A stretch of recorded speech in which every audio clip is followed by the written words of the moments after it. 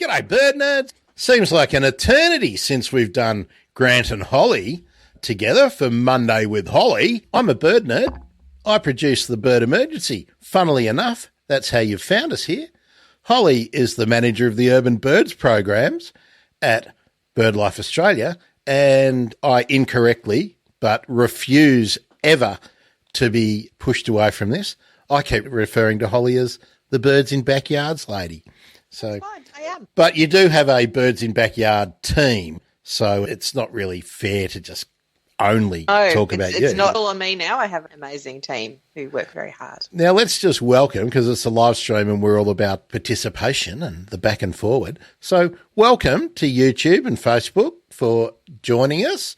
Feel free at any time to ask a question, make a comment, make some kind of contribution. Our special guest will be joining us in just a moment. But Holly, I just want to ask you before we bring Matt in, what was the highlight for you? Actually, tell us what conference you were just at, what was it for, and then what was the highlight? So I spent last week in a conference in my hometown, which is very nice, in Wollongong, and it was the Ecological Society of Australia and the Society for Conservation Biology Oceania chapter had a joint conference. So it was ecology researchers and ecology practitioners all getting together, getting a bit of COVID and talking about the amazing research that has been going on in the last few years. I got to catch up with people I haven't seen for a very long time, meet people face-to-face that I've been talking to over the last couple of years in lockdown, and meet some amazing students. There were fabulous talks from Indigenous rangers. There was this huge suite of projects, and it was really inspiring and really exciting.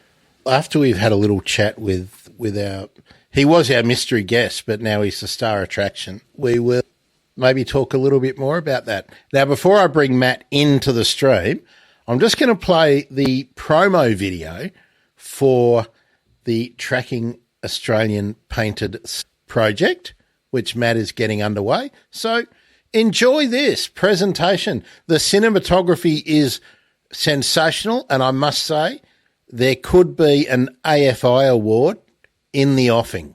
So let's go. Some birds are sneaky, but there's this one bird that's so sneaky it may as well be a flying ninja, the Australian Painted Snipe.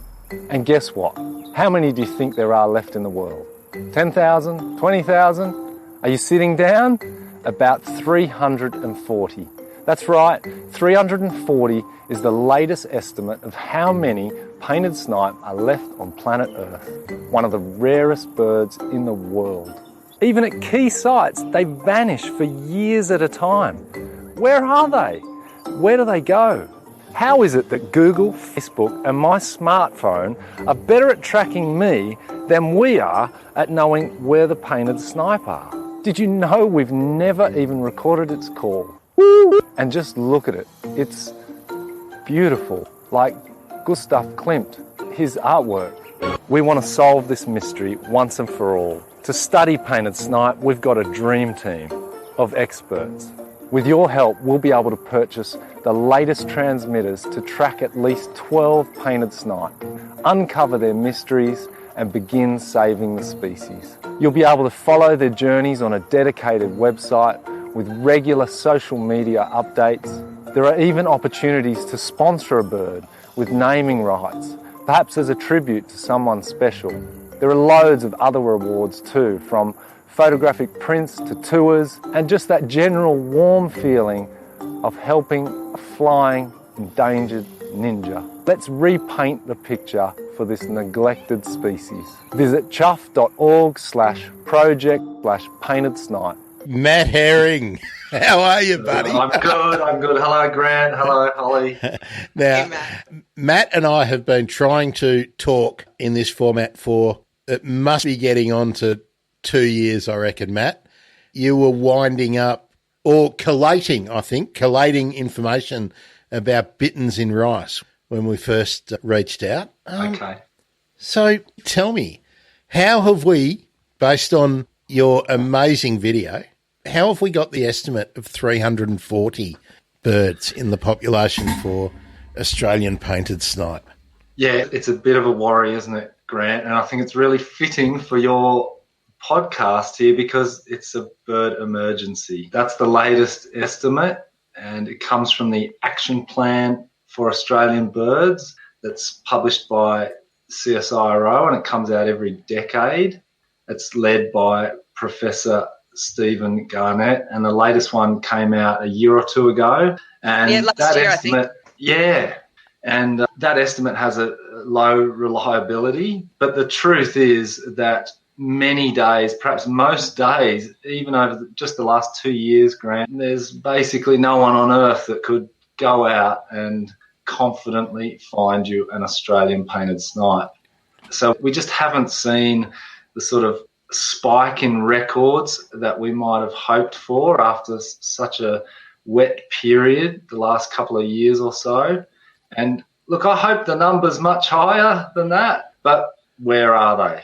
Yeah, it's interesting. I put out on Twitter, and only a couple of days ago, and what's my Twitter following is less than 3,000 people. Right. So I said, who has seen an Australian painted snipe?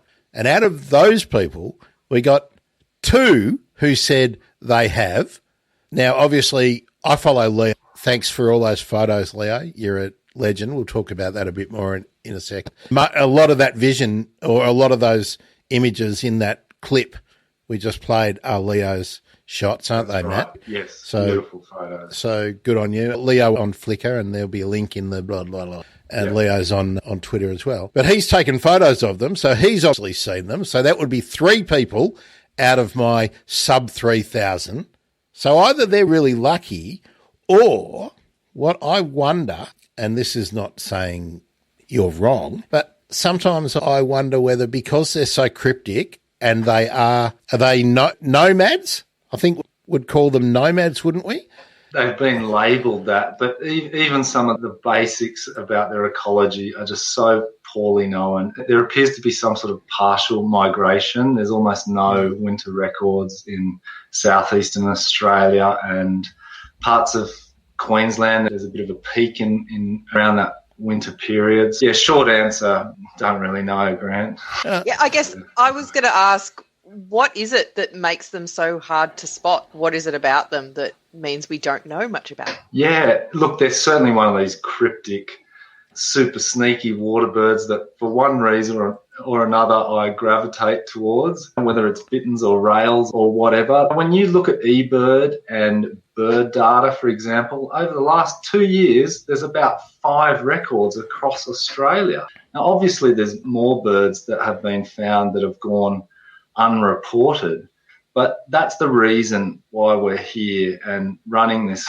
crowdfunding campaign, is because it truly is a bird emergency. We know they must be out there somewhere, but we don't know where. And what hope have you got of looking after a species if you don't know where its strongholds are? There's key sites down here in the Murray-Darling Basin, like the Macquarie Marshes or Five Bow Swamp at Leeton, many listeners might know. But where are they when they're not there? When those months or years pass by, we really need to figure that out. So that's what the project is all about. So, Matt, the photo that I've got up on screen now, which is one of those great images taken by Leo, that highlights, I think, why maybe I'm hopeful that there's more than the 340 out there. Imagine that the bird is about the size of a bantam, right? So it's not much bigger than it's a silky bantam size. Now, if you're 100 metres away, just doing what you do while you're walking around the fringes of a wetland, you're never going to see that bird unless you're a birder. It's definitely a bird watcher's bird.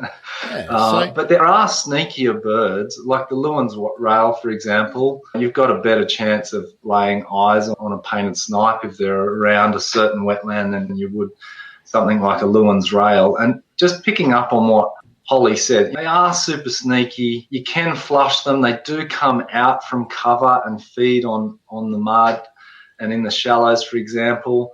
I think the big part of the reason is they're just not here in their usual numbers at this time of year, and they haven't been for several years. And we really just want to figure out what on earth is going on. And throughout this campaign, to illustrate just how enigmatic they is that we don't have a recording of their call. People might have picked up on that in the video, but it's no joke. Even the night parrot, we're now able to use its call to help surveying. So maybe that's a reason why, Holly, we don't know what they sound like. So even if they are perhaps calling sometimes, people just overlook it and think it's something else. Wow. And it's not that it's a particularly absolutely cryptic. I haven't seen one. I've been to Five Bow and a few places. Yeah. But they're pretty striking. It's not like you would really mistake them for anything else. They're not like some of those Lewins and things that can be a little bit harder. Yeah. That white is very striking. Easy to... Yeah, absolutely. Yeah. What a mystery. Yeah, I think the key reason is they're just not here. Yeah, that's really sad. Yeah. Really sad. Can I read you something, both of you, and get your comment? Please. First reaction to intruder is to freeze, then fly if pressed, fast and low, with slow wing beats and dangling legs. Voice. Most calls by female, penetrating, cook, mainly dusk and dawn, January to March in the Kimberley. Soft, mellow, ooh, ooh, like blowing across mouth of a bottle. When flushed, keek, cack, or kit. Is that bullshit? Look, I don't want to step on anyone's toes, but some of it is drawn from the greater painted snipe, which is a relatively well-known species through Asia. And that's how they survey for them, because they're calling quite a lot. People have heard painted snipe make sounds in Australia, our species, but no one's ever recorded it. So that information that you just read out, Grant, is just have to take it in context. And the same thing used to happen with the Australasian bittern. A lot of information was just pulled over from Europe with the great bittern. Some of it was right and some of it wasn't. I don't want to be so much of a pedant, but I must admit I didn't prepare. I didn't look for the voice thing at all here. Far less expansive description in this book for those who might be interested. Usually silent, but sometimes utter loud kick when flushed. Yeah. Quiet hisses and growls in the threat display. Advertising calls of adult female unknown. Possibly, that's the word I like to hear. Like a long series of penetrating hoots made by the displaying female greater painted snipe. So it's nice when someone actually says, we have inferred this information. Yes. Rather than confidently say this is what it is. Yeah. Yeah. There's diligent people on the team of that last book that you put up, like Danny Rogers, who are very, very mindful of how little is known about this amazing bird. So what I usually get asked whenever people ask me, so what do you do? And I say, I make podcasts, and my favourite and best podcast is about rare and endangered birds. And people ask me a variation of, why does it matter? Discuss. That's a good, deep question, Grant. Look, if for no other reason, I think it's so the reason to maintain species is so that we can witness their beauty and that our children and grandchildren can, because there's only one Australian painted snipe in the world. And if that 340 figure is close to the truth, which it may well be, then we really are on the brink of losing it, a bird emergency. So I think that's probably a key reason. What do you think, Holly? Oh, I absolutely agree. And I think I personally think we have an obligation to protect biodiversity. We take so much and we transform landscapes, and my project is exclusively within those transformed landscapes. We have an obligation to manage and protect biodiversity, whether their decline is caused by us, which it undoubtedly is, or whether it is a natural evolution and decline of a species, which really, let's face it, that's not what's happening here. Yeah. I think we do. We have a moral obligation to manage and look after biodiversity, as well as, like you said, Matt, just the fact that these are amazing creatures and they deserve to be here, and we need to do what we can to protect them. And to protect them, we first got to understand them. We have to know where they are to do that. Yeah, I always ponder what a bird is worth. And if the painted snipe was a resident species, just imagine what would happen to a town, I don't know, let's pick one out, Moolameen or Wentworth. If they had a resident pair nearby, just imagine the boon that there would be for the local roadhouse and the cafe and the motels in the surrounding area if you could reliably go at maybe in breeding season or in the off season to see painted snipe. And let's throw in a Japanese snipe and a banded plover as well. Now, if bird watchers particularly, because they're insane, could reliably get a tick, just imagine the lift in trade. But nobody ever seems to push that point that individual birds, apart from species, are valuable. Yeah, absolutely. And there are some interesting papers and things on the economics of birding and the value of that birding can make to tourism and the like.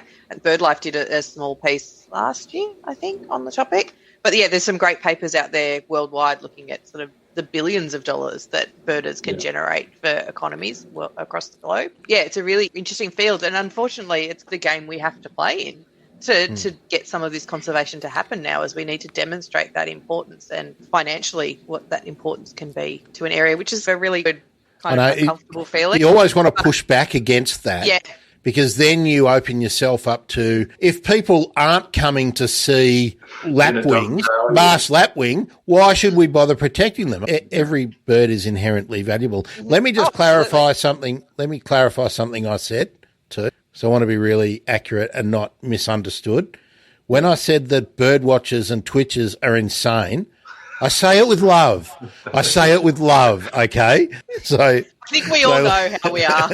Someone's going to clip that and I'll get hate everywhere. Oh, no. So we see – sorry, Grant. I was going to say we see similar in working in the urban space too. A lot of what I try and do is connect people to their birds, because if they feel connected to their little fairy wren that visits their garden, or they feel connected to it with powerful owls, we have our amazing volunteers that are incredibly bonded to their bird. That it goes so far towards protecting them, because people will fight for and conserve what they care about. And so establishing that bond is... Yeah, and this discussion is very good. It reminds me of the philosopher Peter Singer and all his work about helping people in extreme poverty. And he's arrived at the conclusion at the end of his career that it doesn't matter. If people have intrinsic motivations, just whether care for the love, or if the local government, let's say around the Macquarie Marshes, become active in painted snipe conservation because of the tourism grant, he said it doesn't matter as long as people are giving, doing something. It comes down to how long's a piece of string when you look at those kind of arguments. If you don't accept that every species that occurs in Australia, no matter what it is, has some intrinsic value, then why would anyone ever want to say it's important for us to preserve Australian culture or Australian values? Yeah. If an individual entity doesn't have value in itself, what value does is the collective value of nothing? Right? Yeah, that's right. Right. And if you say something has no value at one end of the spectrum, then you really need to say at what point along that spectrum does something have value and become worth preserving? And I don't reckon we ever put this enough onto the people who are responsible for making decisions. I was a bit mean about Tanya Plibersek and certainly Matt Keane in recent months, and I got some people telling me it's not her fault or it's not his fault if koalas if they go extinct. It's not the fault of a particular minister. Then whose fault is it? They're the people with the responsibility to protect and the powers to protect. That's like saying, I saw a truck coming down and it was going to run over a 4-year-old and I could have gone and grabbed it. I could have saved that child, but I'm not its parent. Yeah. Where was the parent? To me, it's the same argument. And we need to start I don't know, I might upset either of you two, but we need to stop being nice about this stuff because we're always polite about everything and please, sir, may I have some more? Yeah. Please, may I have some potato peelings to put in my compost? Yeah. No, and we've just got to demand action. I'm fully behind your crowdfunding, Matt. Don't take this the wrong way. No, not at all. But it's totally fucked up that you even have to do this. Look, thinking about Tanya and Matt and this discussion, you can't force people to care, right? And no, they don't have to care. But as ministers, Matt Keane not any longer. Constituents, but force their constituents to care. That's right. But when you've got legislative responsibility to protect something, it's not about caring. It's about doing your bloody job. Yeah, I know. And we don't force them into it enough. So hopefully put your radical hats on and push back against this notion. What have I got behind? Oh, hang on. What have I got? Which way am I doing?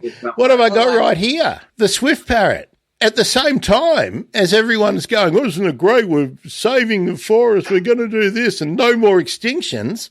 But the Tasmanian government are destroying its breeding habitat. It's just... Anyway, getting off the point. I think sometimes I feel like I can get bogged down in this stuff. And at the end of the day, there's so much value in raising awareness and educating, just like the wonderful work that Holly and her team do. And it comes through in this crowdfunding. A lot of the feedback we've had is that they didn't even know this bird existed. Like, sure, a lot of the converted are on board, bird watchers and conservationists and so on. But for other people, this is a new discovery for them. And I think even if we have to use ecosystem services and the economic argument, it doesn't matter. Just like with Peter Singer, as long as we get people on board in some way, shape or form, then we're winning. And you're right, Graham, we've got so far to go. It's unfortunate that this species isn't lucky enough to be one of the 22 bird species covered by the threatened species strategy of the federal government. But that's where we are. Our present situation, we prioritise submarines perhaps or healthcare. I don't know. But here we are, and every little bit does make a difference. This is just one bird, but potentially we're going to turn things. This is the beginning of turning things around. And I think that's one of the great things about doing that sort of crowdfunding as well, is that you get to avoid some of those really lengthy processes of grant writing and getting in amongst that mix and the huge amount of time that takes. You can bypass that with a really clever campaign, which you have developed. Like, that video is amazing. And it's urgent. It is, We don't have time to sit and wait grant approvals and things to come through. So I'm sorry, Grant, I'm totally taking over today. No, go for it. Tell us a little bit about the process, what you want to do in terms of tracking and just how hard that to do. Yes. Tracking birds is really fun, but it's really hard work. Yeah, there's a lot of background work. Look, catching them should be the easy bit, Holly and Grant. The use of mist nets and twinkling them into the mist nets, that's pretty straightforward. Finding them in the first place is our current challenge. But all going well, we will go to stronghold sites in the Murray-Darling Basin, like the Macquarie Marshes or Five Bow Swamp, and we will catch them there and then follow their journeys. But there's so much more information that comes from that. If we, say, track 3 or 4 birds from one site, we'll learn whether they disperse together, the sexes, whether that's different, if the young go at a different time, this height they fly at, all these, there's like hundreds of things. So you're right, Holly, it's a lot of work, but half the challenge is getting the funding in the first place. And we've put this great team together. It's really so amazing to have people like Birgitta Hansen, for example, on board. She's been studying the Latham snipe for many years. This is the one that breeds in Japan and then comes here for our summer. So we just have a great team of dedicated people. There's a couple there you can see, a couple of your colleagues, Holly, Chris and Andrew from BirdLife. Amazing. And a bunch of others. And it is a lot of work, you're right, but the information, it's just it's so priceless. I just can't wait to see where they go. And we joke that they're going to end up in East Timor or PNG or something like that. Who knows? It makes it really exciting when there are so many unknowns. I think it's really exciting just to put a little backpack on a bird and let's see what the outcome is. Like you said, there's so many questions. Yeah. That can and be just answered. 5 years ago, sorry, Holly. You're right, you go. About 5 years ago, this wasn't possible. The transmitters weren't small enough yet. And that's one of the reasons why we're asking for quite a lot of money, is because this is the cusp of the technology. Getting 2-gram transmitters that are small enough for a bird this small, they're really quite expensive. And so we can do it now. Back in the day, I did fairy wrens, and it was radio tracking with the equipment, and you had to triangulate positions. Yeah. Everybody thought I was looking for illegal foxtel around their houses and tiny transmitters that only lasted 5 days. Yes. The technology has just... Yeah. It's amazing. That's right. Like Heather McGuinness from Cyro, she's got some ibis and spoonbills. She's been tracking them for years. Yeah. These solar-powered transmitters, I think she's got a bird. They've been tracking it for 4 years. Yeah. An incredible insight into how an individual representative of a species navigates the landscape with different seasons and different impacts of La Nina or El Nino. Fascinating stuff, and so useful in managing wetlands and conserving the species. And it's such a visual thing to engage general public as well, because you can follow the movements. It might not be in real time. I've seen some of her amazing maps showing the extraordinary trips that some of these wetland birds are taking. It's so engaging and such an easy way to demonstrate to people the importance of connectivity and how birds move. And, it's so exciting. Yeah. Now, I would like to recognise some of the people who have joined your effort. First, I want to point out that you're looking for $116,000, 600, right? Yeah. And you're already 70,500. And I didn't notice when I was looking at this yesterday. Look at that. Department of Planning and Environment 2 hours ago chipped in $20,000. Yes, amazing. Birding New South Wales, $5,000 just a couple of hours ago. And that's why I'm smiling this morning, Grant. It's been a pretty big morning. That's a big day. That's fantastic. It's amazing. And when I was looking through, I might even open this up a bit more because it's all public info. But so many friends of the show and past guests have contributed. Some of the big bird clubs, Grant, like Canberra Scroop, Cumberland Bird Observers Club, just so wonderful to have them on board. You know, that some of those, I think Cumberland Bird Observers Club has 700 members.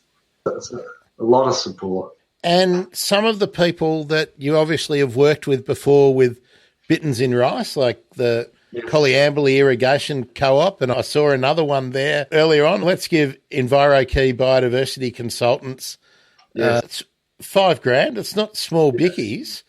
But all these people who are sharing their thoughts and their pictures on Twitter. Look, you got Tim Barlow, Colin Trainor's always active in the community. There's Harry Sadler, episode number 3. Claire Greenwell, Roger Lembit, absolute plant nerd, Eastern Victoria. Again, all these people who are supporting each other, and this is why I love doing the show.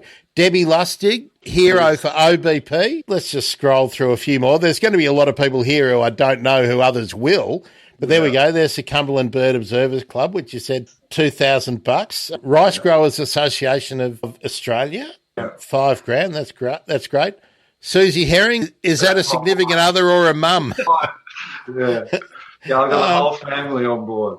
That's great. So I'll just scroll up again because I want to do the shout out for anyone who's been part of the gang. I saw Amanda Lillyman in there. There's Claire, we said. There's Harry. Ben Cordis, great friend of the show, and somebody who always supports people who are doing community replanting, re-veg stuff, always happy to help people with plant ID. Let's have a look a bit more up here. There's Amanda Lillyman. What was Amanda, episode 2? I think, or episode 4, I can't remember, going back so far. April Reside, of course, April did an interview with me ages ago, but the we didn't have good enough audio that I could really use it. But April, I might still cut up bits. There are little bits that we can use.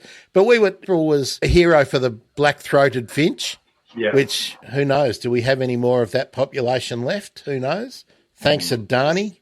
Thanks for nothing, Australian government, from way back when. Anonymous people, that's great. I know, scrolling through when I saw Katie Ritchie, I thought, what? Sally from Home and Away, but I'm guessing that Katie Ritchie is not Kate Ritchie. And actually, let me get my ranty, grumpy, there's Claire, where are we? I've strolled. Claire Hawkins, Nature Trackers. So let me get my ranty, grumpy, granty hat on for a minute. How many? I didn't see Chris or Liam Hemsworth in there. Still waiting. So they've got money to reanimate an extinct species, which will get them bloody eyeballs and clicks and fawning adoration. Where's their $5,000? Yeah. Gina Reinhardt, where are you? Andrew Forrest, the great philanthropist, where are you? That's how you tell whether people care. My name's not in there because I can't actually afford to give you anything. But this is my contribution. It's a great. Thank you, Grant. I just sent through some money. Hang on. I did. Refresh. It'll probably come through in a minute. Here we go. Refresh. It's not You're not there yet, but it'll come through. Now, Matt, let's talk about crowdfunding. Why did you choose Chuffed? That's the first thing I want to ask about. Yeah. Oh, we've got a few more people just jumped into the stream. Maybe the Hemsworth ears were burning and they've jumped in. So let's get this one up there. I've made an easy link for you, Matt. I hope you don't mind. That just takes them straight to the Chuffed link. But if you can't remember, oh, hang on, no, that's not the one. Where's the one? Oh, where did I put it? I don't know. I did. Oh, I don't think. Oh, here we go. Yes, here it is. It's coming up here at the top.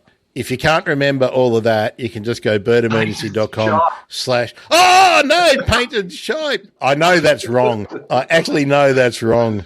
I'll just do that. It could have been worse. It could have been worse. There we go. I do know that it's right there we go, Painted Snipe. I do know that it's right on the link that I made. So there we go. So we got the Chuffed one and we've got that one if we can't remember. Why did you choose Chuffed? Now, I only know about Chuffed because Millie Formby ran her crowdfunding there, and Millie's more than half the way around, I think, now. Yeah, it's probably about 2/3 of the way around, so that's great. But why Chuffed? How hard was it? Tell us about crowdfunding from your point of view.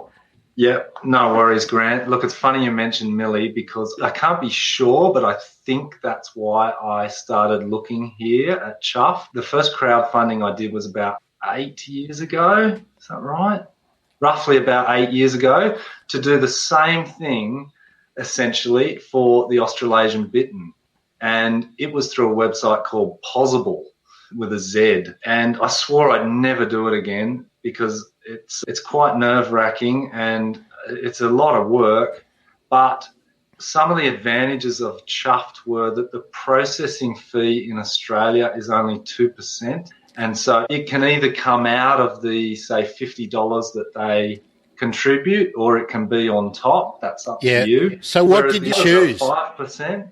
Yeah. Sorry? What did you choose? Because I've looked at crowdfunding before too, and I always think it's not too cheeky to ask the donator to wear the fee, not the project as well, because I reckon if someone's decided they're going to give you $20, they're probably going to be okay with giving you 21. Yeah, or even less, 20 and 50 cents or whatever. I was cheeky too, Grant. I chose that for the same reasons. Some of the other advantages of Chuffed were that it's not all or nothing. So if we don't reach that 116K target, we're still able to scale down the project and run it. And especially after this morning, it's certainly viable for us to even get a good solid project going with 70K. Whereas the last one I did right up until the last few days, we were at risk of losing whatever it was. I can't remember, 50 grand or something. So the difference was really quite stressful. So with Possible, and I think there's also Indiegogo and a few others like that, you need to achieve the whole amount to get anything. That's right, all or nothing. Right? Yeah, And so are some key advantages with chuff like that, but the main one was that the processing fee is by far the smallest on the market. And I liked the look of the site. It was very user-friendly. It's really quite easy to set up, but to get people's attention, I think it's wise to have a video and to have a really good team together and be well planned. And all that stuff can take quite a lot of time before you even launch. So people shouldn't come at it thinking that it's easy money, because it's far from that. And like we've touched on earlier, the money's just part of it. Just like equally valuable is that we've now got this following of people that have this sense of ownership and involvement in recovering this wonderful bird. Let's talk about these perks, because most crowdfunding pains have some reward that you get, some incentive, some hook when you donate some money. I hope I didn't ruin it. I just gave a shout out to all those people, Matt, and I don't know if they'd all reached the 50 threshold for your social media shout out. No, that's fine, Brad. Look, I got a bit stung 8 years ago on onerous rewards, and that's why I've been pretty light this second time around, because it can be a huge amount of work depending on what you organise. So I think most people, bird watchers that love conservation, for example, are happy to give $50 or whatever it is, without you having to send them a sticker or whatever the thing might be. And so I'm very light on the perks, but it seems to have been okay. Now, Matt, I'm going to make an offer too. Now, I'm going to screenshot this. I'll do it after the show. So after the show, I'm going to screenshot all of these supporters, right? Yeah. And I am going to check it on when you finish. So that's 18 days away, and I'm going to screenshot it. And if any of these existing donors have upped their donation by $10, right, I will go through and I will investigate, if I can, all of them, if they're doing things on Twitter or whatever, or have got other projects or are outstanding scientists or birders or whatever. I'll give each one of them a personal shout out on. So, because I need to fill some time, I have to do a show on Boxing Day. Okay. And I also have to do a show on the Monday, on the 2nd of January. And I want to give people value during the downtime. Yeah, did I say $10? Say $10? Yeah. Said 10. Anyone who ups it by $10 will become an inadvertent star of the bird emergency. Let me just write that down so I make sure I remember. So there we go. I'll throw in a little bit more extra value, and maybe actually I might even make a Hall of Good Guy fame page on the bird emergency. I've been wanting to do that in conjunction with my conservation heroes, so maybe they can get put on there. So there we go. Yeah. It's so heartening, isn't it? There's 170 there, but like I said, some of the, like Birding New South Wales at the top there, I'm not sure how many members they've got, but it would be in the hundreds. And it's just so heartening and so encouraging. It's just so great. And that's why I love doing this show so much. It's that everybody really supports each other in their endeavours. And now part of that is because you're all good, right? You're all good guys / girls / people, right? Yeah. But you have to be, right? Because no one else is out there. No one's standing up in Parliament going, I direct my question to the member for whichever bit of Sydney. Is she the member for Sydney, the Minister for the Environment? Have you ever gone out looking for a painted snipe? And if not, why do you hate painted snipes so much? Nobody is getting up in Parliament talking about greater gliders we all have to do it, which is sad but great. You're all heroes, by the way.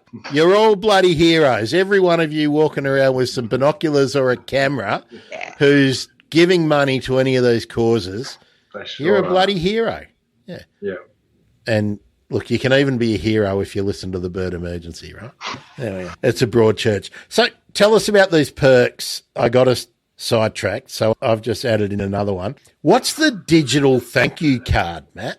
Oh, yeah, it's the same as the next perk, but instead of it being posted and it being a hard copy, it's the digital version that you would receive on email. So it's a personalised thank you card with some lovely pictures and some kind words, and you also get a shout out on social media.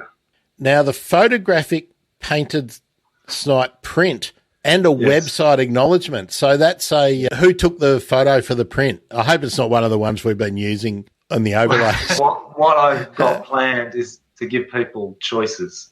Okay. So they can choice of perhaps 10 of the best painted snipe photos from the likes of Leo and David Stowe and Stanley Tang and others of the best images I can find, and then they choose the one they want. Great.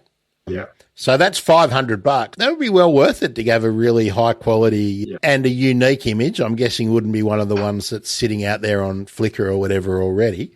No. So that would Unless be great. that's what someone wanted. Yeah. Key donor. There's only 3 key donors so far. Yes. How do you... Look, a lot of people have donated and not selected a perk. And I think that's fairly telling about people's motivations, which comes back to what we were talking about before. There's nothing wrong with wanting recognition or getting something a little back, but also there's a whole lot of people that just don't care for it.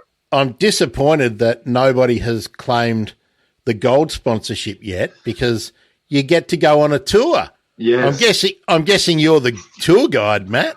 Yeah, yours truly.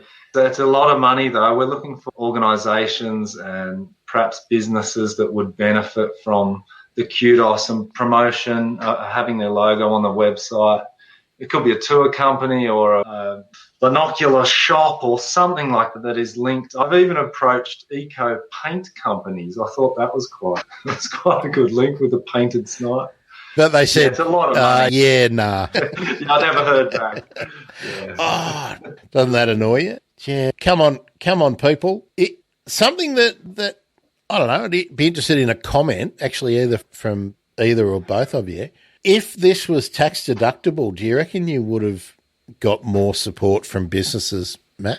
There's been about 3 people or organisations that have asked that. So the short answer is yes, but not much. I don't think it would have made much difference. That's good. Yeah. What about you, Holly? With the fundraising that happens through BirdLife and with projects that are maybe not specifically BirdLife projects but are BirdLife adjacent, do you find tax deductibility is something that people always ask about? Probably not the person to ask, because I don't those questions. They get handled by the fundraising team and the like. I know we use crowdfunding for our Powerful Owl red enticide testing. And you're right, Matt, it's a really nervous process, I have to say. It's the first time we'd done it as well. Yeah. Aside from using something like Chuffed as a separate entity, because BirdLife is a registered charity, we have that status to be able to offer that tax deductible donations, and it certainly helps in our case. So I guess it just depends on the specific project and the hook and what the issue is as to how reliant you are on that sort of tax deductibility, and it depends on the time of year as well. Certainly having that status and posting in June, in May, June is really is handy. Yeah, that's true. That's very true. If you're watching overseas, our tax year ends on June 30. So, of course, everyone's wanting to get all sorts of tax deductions before June 30. Yep. Matt, I just thought of something. I did get this. I just got to look at my Facebook suite thing. Where is it? Someone reached out to me and sent me this message, and it's a while ago because I didn't see it because I'm never really on Facebook. And he said, "Hey, Bird Nerd, I can pay for it. I can donate to Wires if it's more to your liking. Would love it." He said, "Can you please send a happy birthday to my mate Sam? He has a lifelong passion for toucans, even though it's late." And this is shmoo woo. I'll send you a message on this.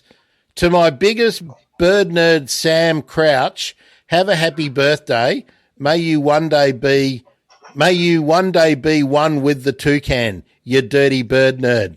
Now, I don't know whether I just got punked, but if you are fair income and you were willing to pay for it or make a donation to Wires, I request that you make a donation to the Tracking Endangered Australian Painted Snipe on Chuffed, and there's the link. And I'm going to send it to him back on Facebook. So there we go. So maybe, Matt, I'll be an attention whore here. If you want me to give you a stupid shout out live on the show, all you need to do is take up one of those perks. Yeah. Which perk will we say? I reckon $50 for a shout out. Yeah, that's reasonable. Yeah. You reckon that's reasonable? A live shout out? Okay. Yes. Yeah. If you don't mind. Yep, $50 shout out on all of my outlets, but you will need to let me know that you did it. Right, yeah. So that was the intention. So there we go. I'll try and add some more value, Matt. Hopefully I'll lose my voice reading all those out, but I reckon that might be wishful thinking. I'm really pleased that you've already got to 70,500. That's me too. It was a relief. I've been a bit down the last few days. I was doubting it all. I thought, we've just been too ambitious. But no, this is fantastic. We've still got 18 days. I'm quietly confident again. So you finish on what day? I'm just wondering whether we should do a live catch-up. December 23rd. December 23rd. That's a Friday, 2 days before Christmas. Yeah. Christmas present for birders. Yeah. It's I've donated in your name. Yes. Yes, I love it, Holly. Matt, I don't want to put you on the spot to say yes or no now, but I'd love to do a live quick catch-up once it ends and we can talk about where you ended up. So, we'll do that. I'd love to come back. And maybe we can talk about some of the amazing donations that you're going to get between now and then. That's right. That would be fab. Hey, Andrew Forrest, you've got Mindaroo. What's it called? Whatever it is. Yeah, get on with it. What's $40,000 to Australia's biggest iron ore magnate? Okay. Not much. Probably a few seconds. He'd probably pick it up behind the cushions down the back of the couch, maybe.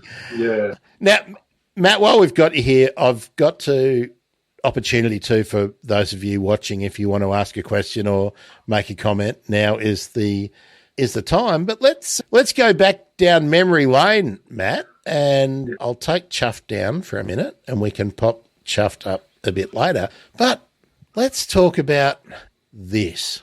I'll take the banner off too for the moment so we can see that now. I've credited all these photos to Bittens in Rice, Matt, because they all came off your Bittens in Rice project. But if you know who the photographer is, please mention them because okay. So what are we looking at in that photo, Matt? We're looking at a rice field north of Griffith in southern New South Wales. It might just look like a grassy crop, but underneath that young rice is about 20 centimetres of water, and that's what that bittern is standing in. This is about the time this was taken in December, so this is about the time that the females looking to lay their eggs. The rice ends up over a metre tall by the end of the season in autumn. But yeah, this is in December. The rice has been in for a couple of months. This one's also in December. You can see the rice is really young and the bittens stand out. So there's this short window, Grant, in the rice fields where there's enough cover for the bittens to arrive, but it's not enough cover that they're fully hidden. And so that's when you tend to get these photos, is at the start of the bittern season. So all the prey has developed. There's loads of frogs and tadpoles and little fish and dragonfly larvae that are key in attracting the bittens to these agricultural wetlands. You can see there's lots of grassy banks in that photo. Yeah, this has been my sort of heart and soul for the last 10 years or so, and I'm continuing with this work. It's just that I'm adding painted snipe to the mix. This was the very first nest that we found and confirmed breeding in rice crops. This one's down near Collyambly, beautiful, fluffy little ginger chick. And it was such a triumph because everything pointed to them breeding, but we just didn't have clear-cut proof. And since then, we've found over 30 nests. We know there's widespread breeding, and we're figuring out how to manage the crops so that the chicks grow just like that one and are eventually able to fledge, and so the bitterns can breed successfully before the end of the rice season. Now, if you're listening, because we're narrating photos, not only will there be a link to the Bitten in Rice project, but I'll pop all of these on the accompanying bird emergency page for this episode when it's up and out, so you can do that. Now, Matt, I want to ask you some more about bittens in general, but first, Holly, what do you know about bittens? Because they're like one of these birds that I think everyone knows about. Like, they know they're out there, but have you managed to tick off the Australasian bittern? No, I'm a massive bird nerd failure. I haven't, unfortunately. All I know is they are super cool. They have that booming call is amazing, and I just haven't had the opportunity to be out enough to see them, unfortunately, or hear them. That's my failure as a bird nerd. I don't actually get to do much bird Now, a lot of the time.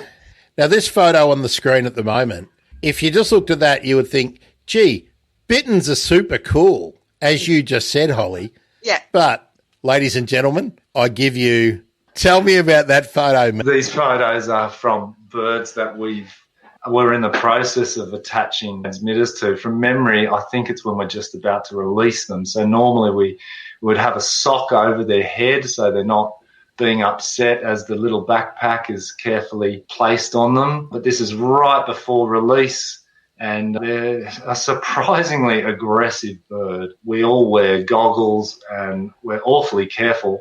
Speaking of wires, there's a terrible story of a person, I think they were on the New South Wales north coast, that had a black bittern and ended up losing their eye.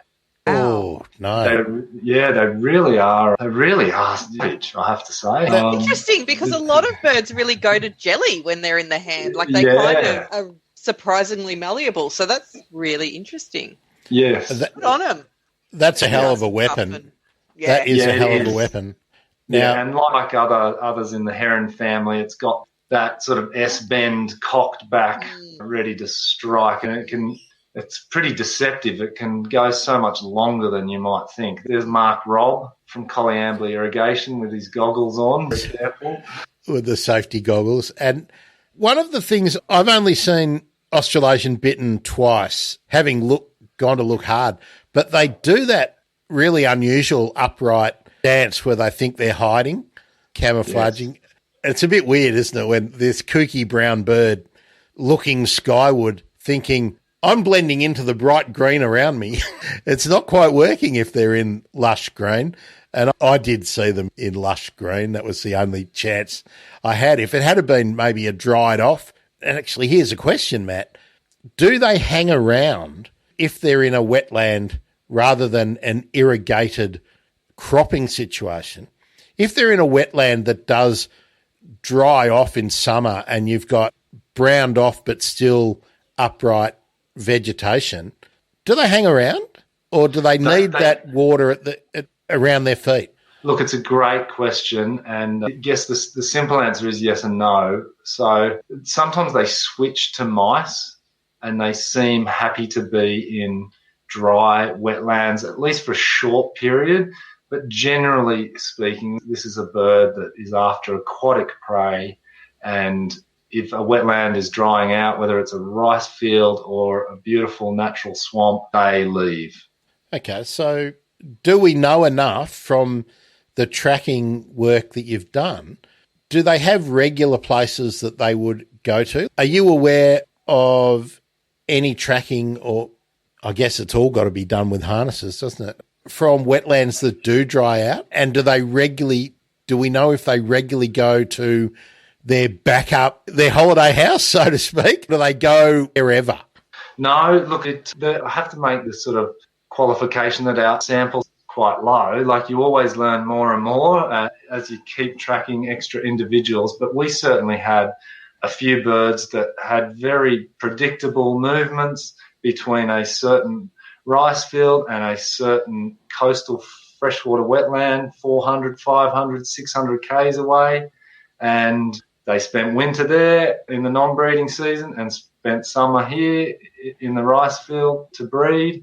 And so the descriptions of them as being nomadic probably don't really fit either. The more and more this work goes on with birds like bitterns, like partial migration probably fits more than nomadism, if that makes sense.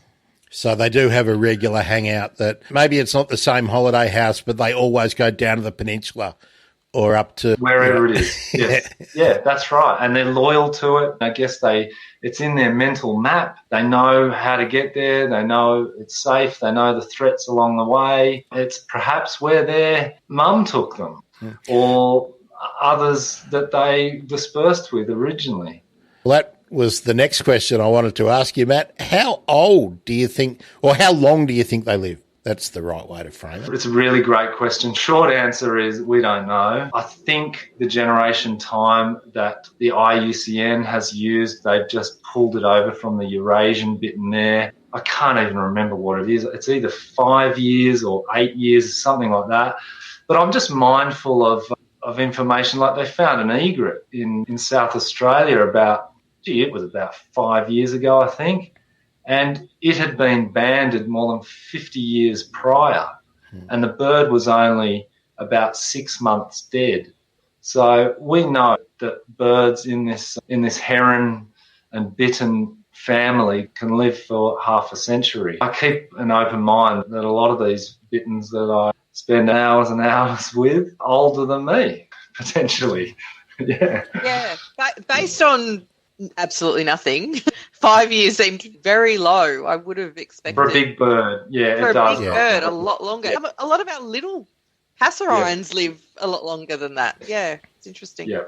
Hey, Grant, I just realised what the time is. You got to head off? Yeah, I'm really sorry. I didn't realise we we're going to talk. So I have commitments. I'm going to get in trouble already. We're going to talk on, what did we say, the 23rd. Matt, if you've got some time on the 23rd, we'll actually make that the Matt Herring Bird Emergency episode where we can go over your whole backstory as well. Yes, and thank people. That would be really good. Yeah, so we'll do that. So remember, you have to either up your donation by $10. Yeah. And I'm going to screenshot as soon as Holly and I finish so that I know exactly who's been naughty and nice. And what did I say the other one was? If you do the $50 shout out on social media perk, we'll make a big fuss about you. But you'll have to let me know that's what you did. Actually, no, I can do that. There's only 9 claimed, so we'll be able to work that out. There's only 9 so far, so we want to get that all the way. Oh, that's unlimited, so we would like 55,000 of you to do that. Thanks. That's right. And then you could buy 5,000 harnesses. That would be great. That would be incredible. And you could be the major employer of stocks in the country, right. Matt. No, we can expand it to Lewin's rails and all sorts of stuff. Yeah. Spotless crakes, okay? Let's do some crakes. Yeah. Okay, magnificent. Matt, feel free to jump out whenever you need to. Thanks for talking to us. This has been lovely, Holly, and thank you so much, Grant. And remember, everyone to go to Chuffed, or you can just go to thebirdemergency.com/painted snipe. There he goes. Ripper. Now, Holly, there's some BirdLife Oz news this week because I got my email. Okay. Tell us what it is. I assume you're talking website? I am talking website. You are talking website? I thought, have I missed something? No, I think we're talking website. So BirdLife Australia is launching a new website. This week we're doing a soft launch. So things will look a little bit different on the BirdLife website, and it will be staged. So don't expect to find absolutely everything on their first go. This process has been huge, and a massive shout out to our comms team and everybody associated. Sam leading up that project. It has been enormous. And so, if you go to birdlife.org.au, I don't think today it's looking different, but sometime this week it will. It wasn't about an hour before I jumped in here. It's coming. It's coming, and refocusing the site, making it much more accessible for people also across other devices. Our previous site has been, it's 10 years old, I think. It's old for a website. The big thing that had to happen was it had to become mobile friendly. That was the main. It will be. So lots more ways to easily find out how to volunteer, how to take part in what we're doing. We are going to be able to share much more about what we're doing as it happens as well. Great new bird finder feature coming in with some great new information about a huge number of birds as well for people to learn more. It's going to be very exciting. Just bear with us while it all happens. It'll be a slow process over the next few months as everything comes online. Fantastic. Now, Holly, I've played this before, but we're getting into the final, ticking down where people need to get active if they aren't already. And I think most people that I'm regularly touching base with have been. But if you haven't, and if you haven't seen this already, I meant to ask Matt who his videographer and editor was too. But let's have a look at this great little film. Eastern curlew, it's a critically endangered bird. It migrates from Alaska and Siberia back to Tunda Harbour. They fly between 9,000 and 11,000 kilometres. They come back, they're skinny, they're exhausted, and they use the time here to fatten up. The immediate area, it's a feeding area for eastern curlew. If you remove a feeding area, they are not able to put on weight for the long migratory journeys. And they want to build high-rise apartments. It must be a no. Developing out onto the mudflats is totally unacceptable. The harbour is a very important habitat. It's part of Moreton Bay. The migratory shorebirds actually spend up to 9 months a year here. These birds feed and live on mudflats. These birds come back to Australia. They spend more time here than anywhere else. So to say that we're going to put in a large, concrete, glitzy archipelago when that actually means trash a Ramsar site, no, not acceptable. This is public land and they're giving it to a private developer, taking away something that belongs to all of us. When Raby Bay was built, within 2 years, 5,000 birds that used to roost near that area had totally gone. They totally disappeared. So for the developers to say that this is going to have no real impact is not true. The fact is that under national and international law, migratory shorebirds are all protected. The advice was this development is clearly unacceptable, and yet they totally ignore it. When the minister goes against what the Department of Environment says, there's something to worry about. Why have an international action plan and yet not do everything in its power to set the example? It will be a national shame if this development is given approval. Become curious. Discover the amazing natural world that surrounds you, and then become active. We've been fighting this for a few years now, but we're certainly not giving up. These areas are important. They're important for birds. They're also important people. So we need to learn to share the shorelines. We can live and we can have development where nature is a part of that development and is protected.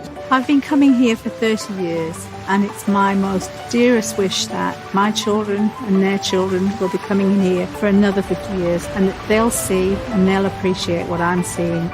I like hearing the whistler at the end of that package. Now, that did say donate, but no, don't donate, because we're right at the end of the period where you need to make your feelings known. So that's right.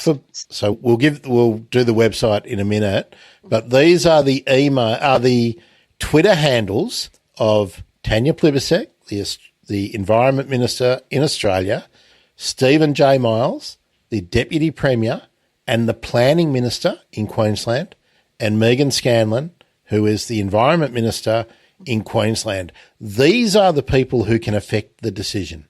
Hit them up on Twitter to start with, and go to the. Let's pop that down. I've got a Tunda thing here somewhere. Holly, where I find it. Where are we? So long ago we started talking about this, wasn't it? Yeah, but it's getting close to D-Day. actforbirds.org/save Tunda, and you can go to BirdLife's information page about the campaign, The Walker Corporation public consultation process, the public has till tomorrow, 6th of December, to put in their concerns and objections to the development. So you can do that via the little form that is on that website. And it's quite easy to do. It's really easy to do. You can just add your words. You can borrow words that are already in there. There's a whole heap of info about the site and about the significance and why it matters that this should not go ahead, what it's going to mean for the birds, what it's going to mean for people, and how to go. And I do want to extend that point that there is a suggested objection, wording for an objection there, but please do add some extra words because they do compare the ones that are identical and they basically they downgrade the importance of those. So please put in something about your particular story about mangroves, mudflats, coastlines, migratory birds, something that makes your input unique. We're not talking paragraphs. We're talking a couple of sentences. It only needs to be a couple of sentences, one line, cut and reorder the paragraphs and put something else in, just so when they do the AI machine scan of things that are, what am I saying, unique, that makes it count a little bit more. I know it shouldn't, but it does. So please.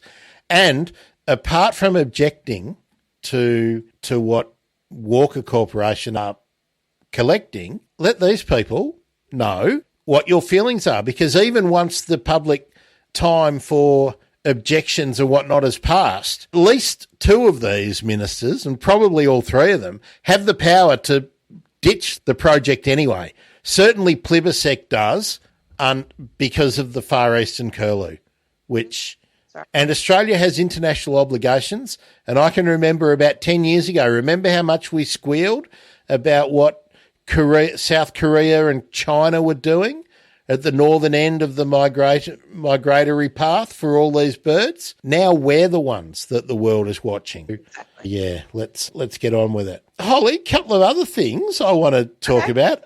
I noticed that you have been making some contributions and retweeting and whatnot for my First Seen and Heard. Yep. If people don't know about First Seen and Heard, Holly, you understand why I'm doing it, don't you? Tell me why.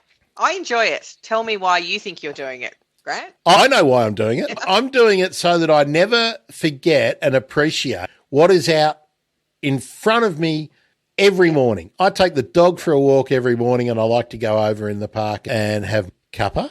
I live in a unit. I don't have a big garden or anything like that. So I have to appreciate what is in the streets around me and what's in the park. And the way I'm disciplining myself to do that is the first bird I hear every morning, tell everyone about, and the first bird/birds that I see every morning, I tell everyone about.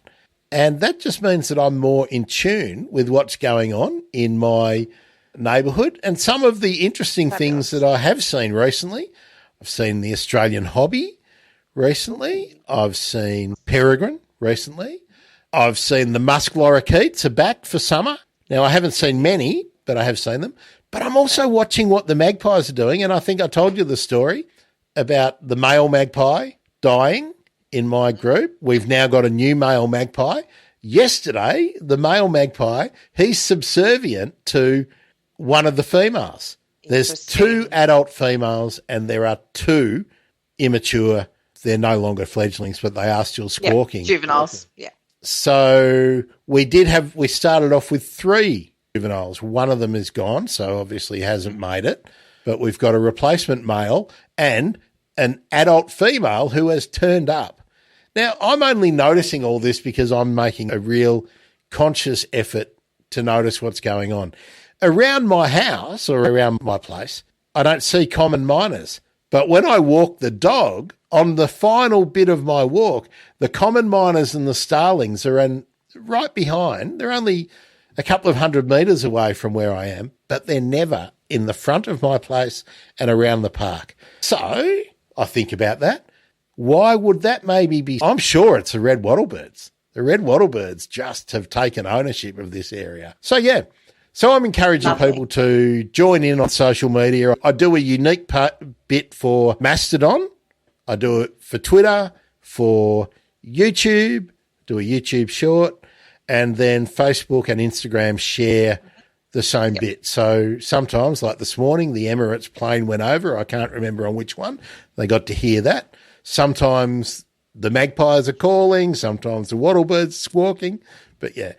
But what I encourage you to do is join in. Just use that hashtag first seen and heard and let us know what and hear first thing in the morning. And you'll be surprised how quickly you'll be more in touch with what is going on around you. Right. What was your first seen and heard this morning, Holly? Okay, my first heard, I know because it was a bit unusual, so I heard a willy wagtail.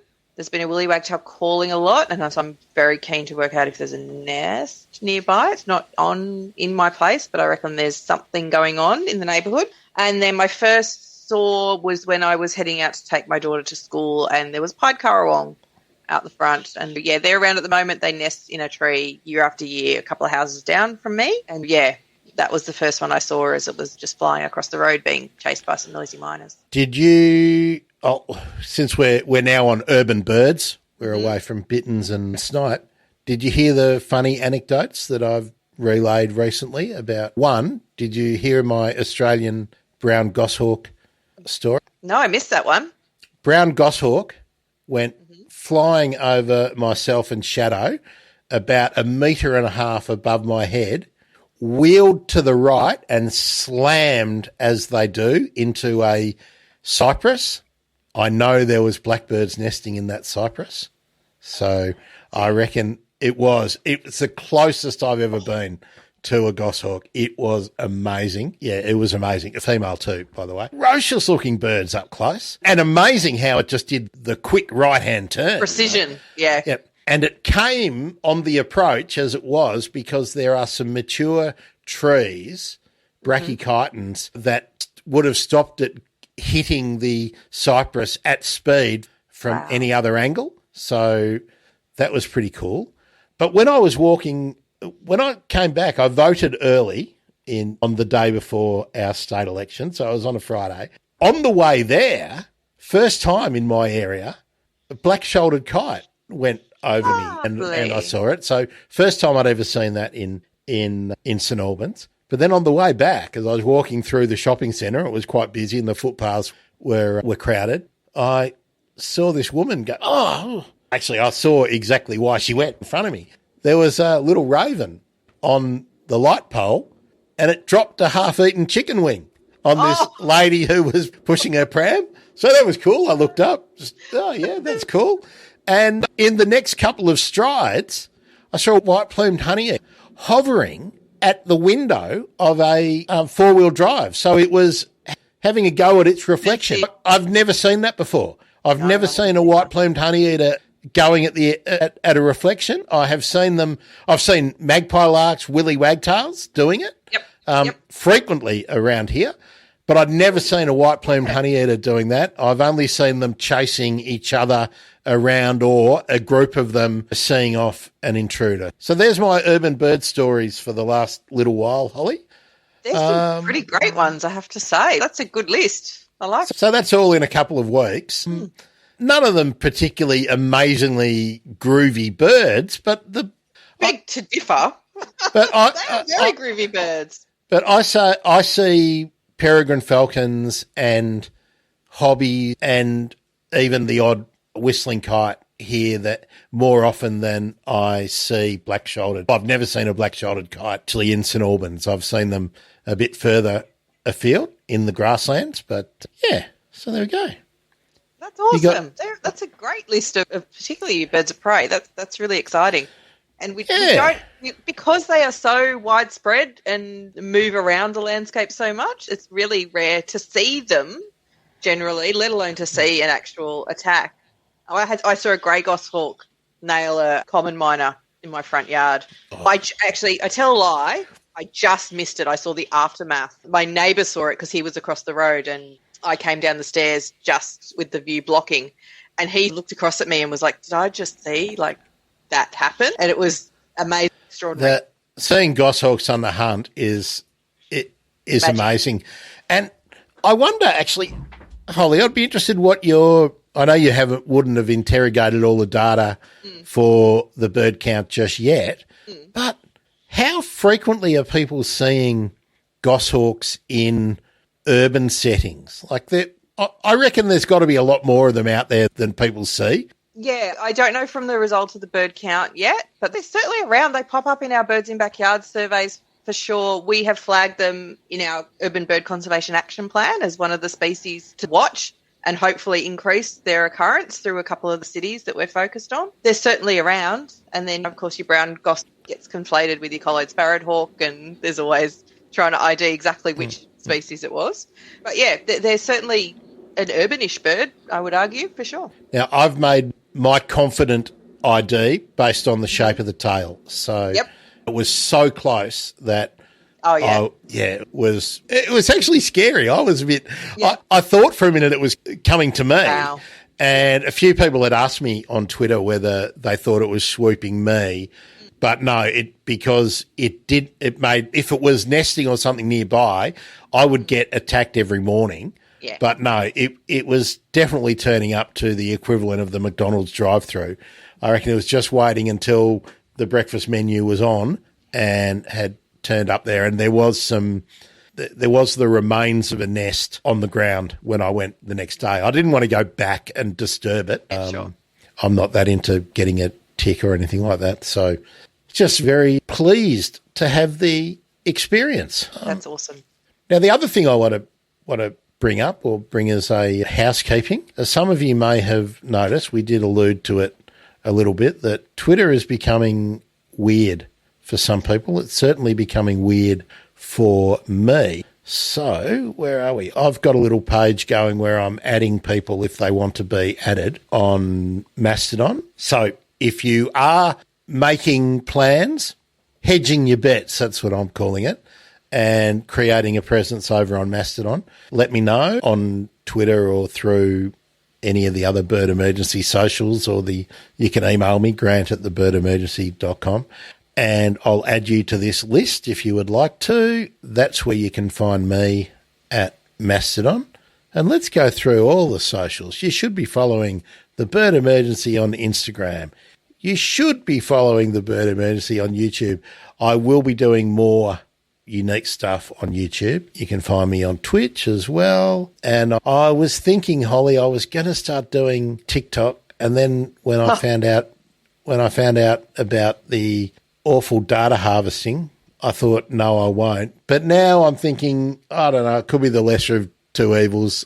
So I might start doing First Seen and Heard and telling funny bird stories on TikTok as well. So I don't know. What do you reckon, audience? Yes or no? I don't know. Are you on TikTok, Holly? Are you TikToking? I am not TikToking. Kylie Soanes is a favourite. I love when she shares them on other platforms. She's amazing. So well worth a follow. But, yeah, I keep thinking and then I'm too scared. I don't have enough time to do all my other social media without adding another. But that's right. I'm doing already doing four updates every day, unique updates. I'm not cross-posting the one thing I do for this to that. So that means everyone gets their little daily piece of me. The young comms team in BirdLife keep telling me they're going to teach me how to do TikTok at some point. The old lady how to do it. The problem is it's like that Tribal, that other social that I started an account on because everyone said, oh, we're going to go from Twitter and go to Tribal. But then I read the terms of service and watched a few YouTubes about it. Evil data harvesting and the amount of private stuff off your devices that they take, I wasn't happy with. In a way, I'd much rather have the Chinese government have what's on my phone than some Silicon Valley marketer. But I don't know. I don't like any of it really, but I don't know how you can... Nature of the beast. Yeah. And I don't even maintain a mailing list, and I'm not collecting... When people go to thebirdemergency.com, I'm not using the Facebook pixel and all that kind of stuff, but maybe I should because I'm not covering my costs out of all this yet. I don't know. I should do some crowdfunding. I'm really interested in the whole chuffed. Maybe I'd love to get a couple of $1,000 each year. That would just mean it didn't cost me any money to do to do this. So it'd be great. Yep. I don't know. What do you reckon, audience? You're in the... Who have we got? Oh, we got people everywhere on all the platforms. Right. What do you reckon? Should I do some crowdfunding? And what would be reasonable?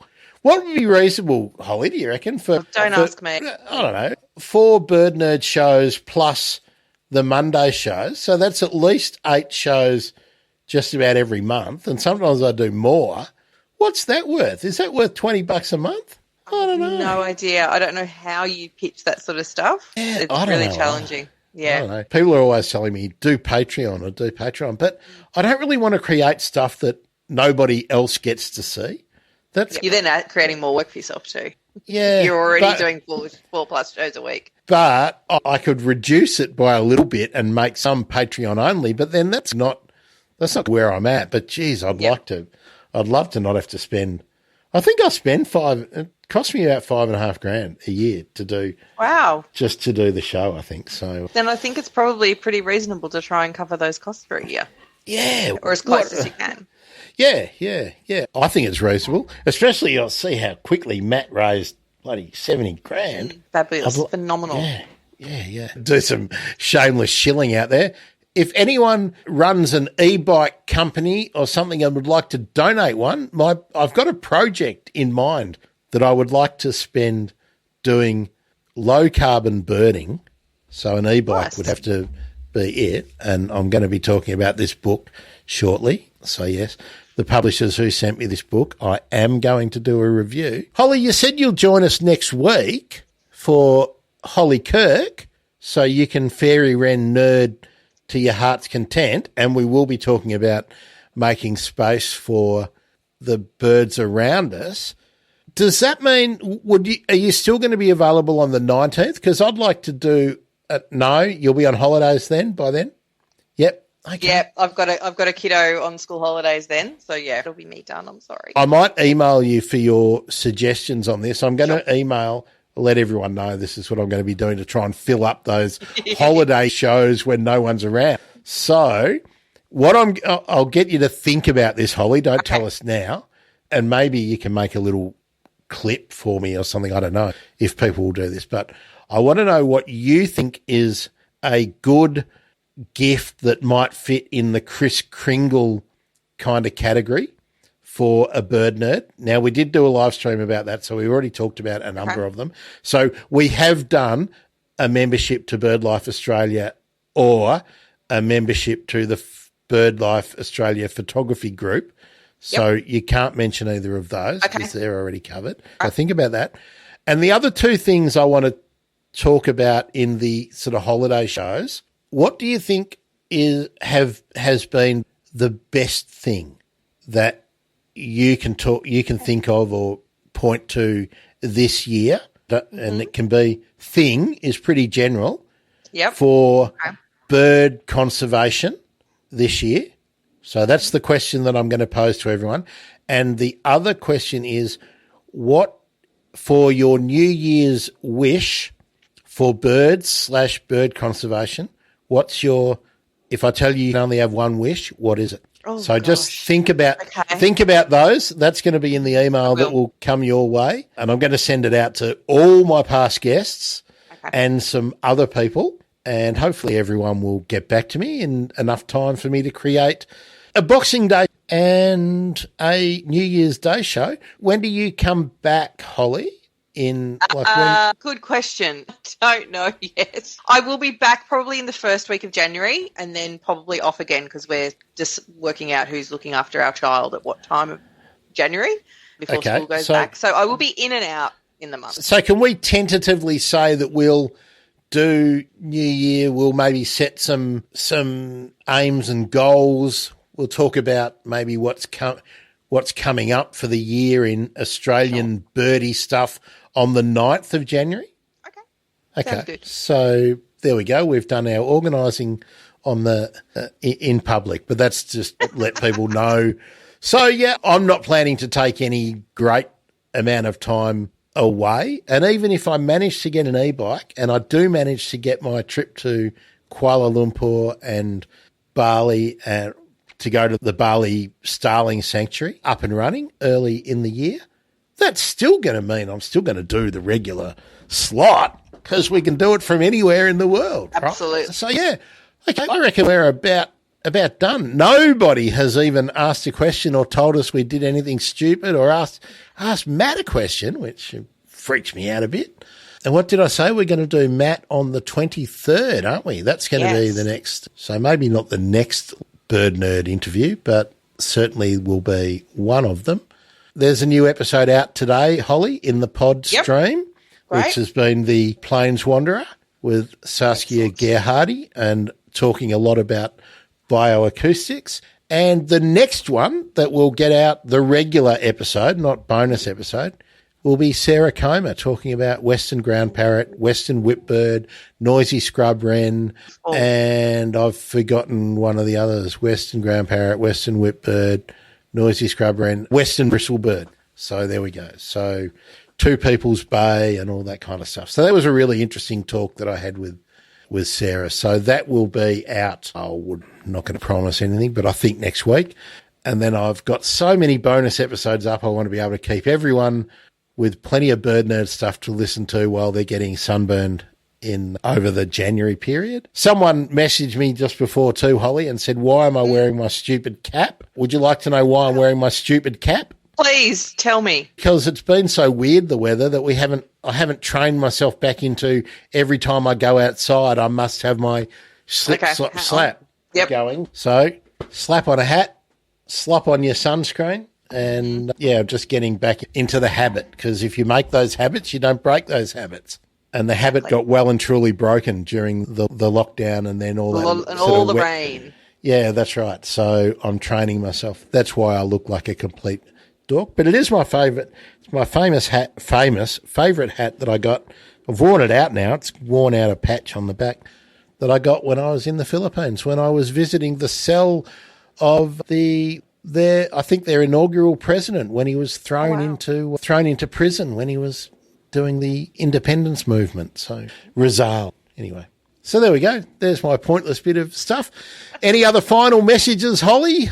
Apart from it's summertime, so you can do a Birds in Backyard survey in your garden over your Christmas break. So go to birdsinbackyards.net and find out some info.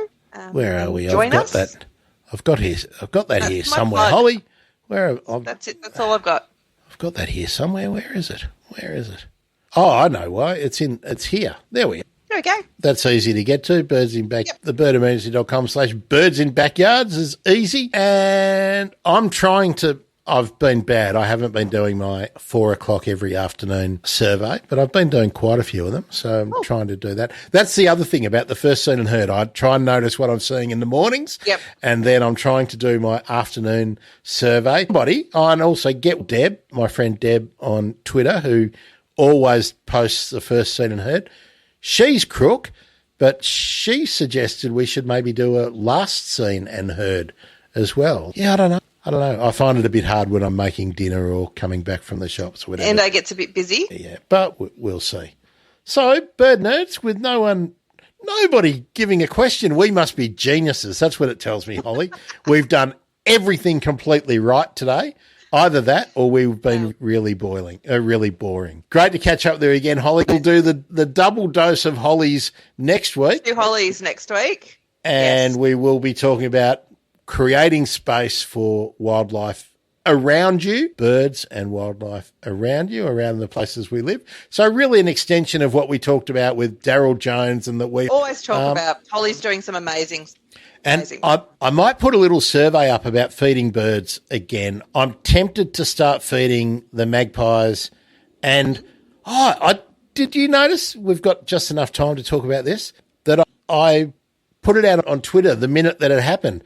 One of the cockatoos came and landed on the screen door in my alcove. I did see that. Door. And there's a couple of sulphur-crested cockatoos and a small group of corellas are now turning up to visit me every day. And it makes me wonder whether the food sources that have been plentiful because we've had so much rain over the spring period, maybe a lot of that is not available. And because of the flooding that we've had over so much of inland Australia, maybe there will be less food sources available for them because a lot of that grass that might have been seeding about now might have actually died. So we might not have seed available. So I'm just wondering whether I should maybe start broadcasting some seeds around my park. Maybe. I don't know. Yeah. Yeah, I don't know either. I'm conflicted about it. Yeah. I don't think your cockatoos and corellas have moved that far to be. I think they may have made a trip in, but I think at least from the big city birds research out of Sydney, these big parrots are not moving far. Generally, pretty adapted to urban spaces, and they're not getting around huge distances in the landscape like they traditionally would.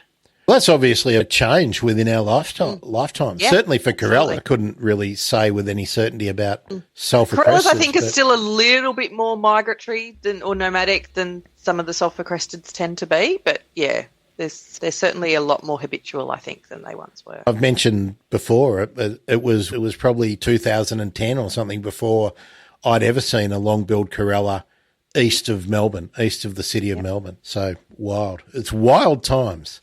Holly, thanks again for joining us. It's been good. Always a pleasure. Kind of missed our catch-ups. It's been a few weeks, yeah. Yeah, so it's Holly and Holly next week. I'm looking forward to it. Oh, we got a comment. Hang on. Oh, what's Naomi said? Oh, hello, Naomi. Great. Naomi's donated. Thanks very Fabulous. much. That's yep. great. Look, there it is. I can see it. Thanks, Naomi. Ripper. And Naomi's great. Community's starting to build. I'm really enjoying it that we're getting the same people contributing and telling me stuff and whatnot. So it's good. But I've had to block some people on Twitter, Holly. Did you know about that? And I've had to unfollow because I reached my limit. So I'm having to go back and be a bit judicious about. I was following back everyone, but if anyone's not been active, or actually, if I look at your tweets and it shows me that you're a bit of a twit, you're out. So, yeah. Okay. Thanks, everyone. See you later, bird nerds. See you, Holly.